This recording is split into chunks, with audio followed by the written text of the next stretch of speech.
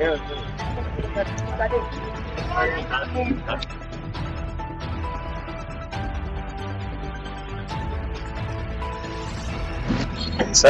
Election के हवाले से छा कंदो हींअर तव्हांजी पोजीशन कहिड़ी आहे इलेक्शन में?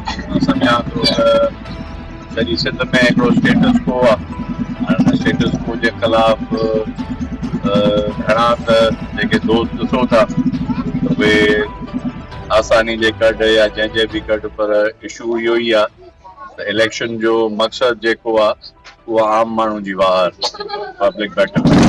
असांजी कोशिशि, असांजी जदोजहद, असांजी जेका बि दोस्तनि जी आहे उहा इहा ई आहे त आम माण्हू जी भलाई थी।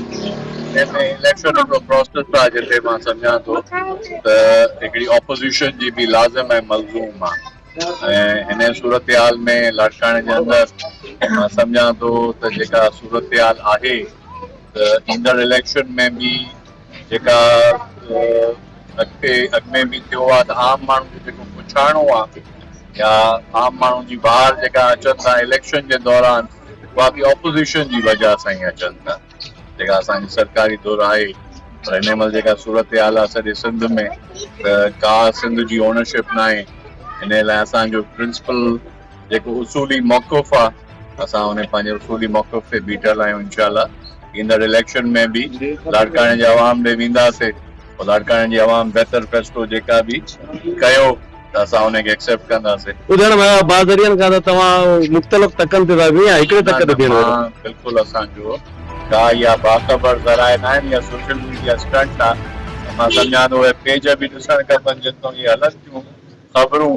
इहा पेज बि मां सम्झां थो त हुननि दोस्तनि जी ज़ेरे असर हलनि था।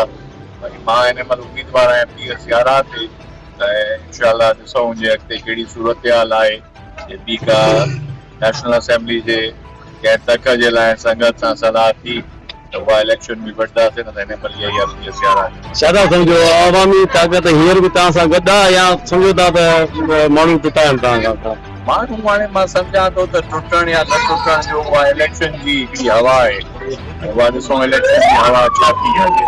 बाक़ी माण्हुनि जे जेसिताईं टुटण जो सुवाल आहे त आम माण्हू जो त अञा बि उहा ई कनेक्शन आहे। बाक़ी हाणे ज़रूरु कुझु दोस्त विया आहिनि जिन मुफ़ादनि जी ख़ातिर, पर मां सम्झां थो उन्हनि खां पुछणु खपे। उहे विया त रुॻो इहा फोटो सेशन थियो आहे, जेको असांजो अॼुकल्ह चवनि था त भाउ पोती पारायूं, रुॻो पोती पायूं या कुझु हासिल बि कयूं।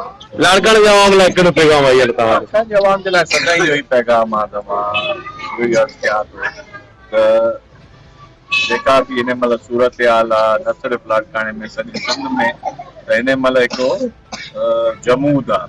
उन जमूद खे टोड़ण करणु अॻु में बि जेको आहे सो अवाम जे उन वोट जे अवाम जी ताक़त जे ज़रिए जेका बि फ़लसफ़ो आहे पीपल्स पार्टी जो, शहीद ज़ुल्फ़िकार भुट्टे जो, शहीद मोहतरमा बेनज़ीर भुट्टो साहिबा जो, उहो ताक़त का सरचश्मा अवाम। पर मां सम्झां थो हिन महिल मौजूदा जेका लीडरशिप आहे उन्हनि ताक़त जो सरचश्मो अवाम जे बजाए ताक़त जो सरचश्मो ठेकेदार करे छॾियो आहे। हाणे ठेकेदारनि जी पार्टी आहे, त हाणे अलाह करे ख़ैर ॾिसूं अॻिते छा थी सूरत हाल थिए। पर असां पंहिंजे सॼी दोस्त संगत जेके बि साञावंद माण्हू आहिनि, जेके बि सोच वारा माण्हू आहिनि, उन्हनि जी इहा ई सोच आहे त इलेक्शन जे अंदरि हिकिड़े उसूली मौक़िफ़ ते वञिबो। इंशाअल्लाह मूंखे अलाह में पूरी उमेद आहे अॻ में बि अलाह मदद कई। लाड़काणे जे अवाम, लाड़काणे जे दोस्तनि, लाड़काणे जी जेका बि संगत आहे उहे महिरबानी थिया। उन्हनि जी महिरबानी सां ॿ दफ़ा जेको आहे सो इलेक्ट थियो। इंशाअल्लाह ईंदड़ वक़्त में बि अलाह साईं जे तरफ़ों मदद थींदी ऐं त इहा ई अवाम इंशाअल्लाह मूंखे पूरी यकीन आहे त अवाम जे वोट जे ज़रिए असां वरी इलेक्ट बि थींदासीं। इंशाअल्लाह सिंध जे लाड़काणे जे हक़नि जे लाइ पंहिंजी जदोजहद बि रखंदासीं।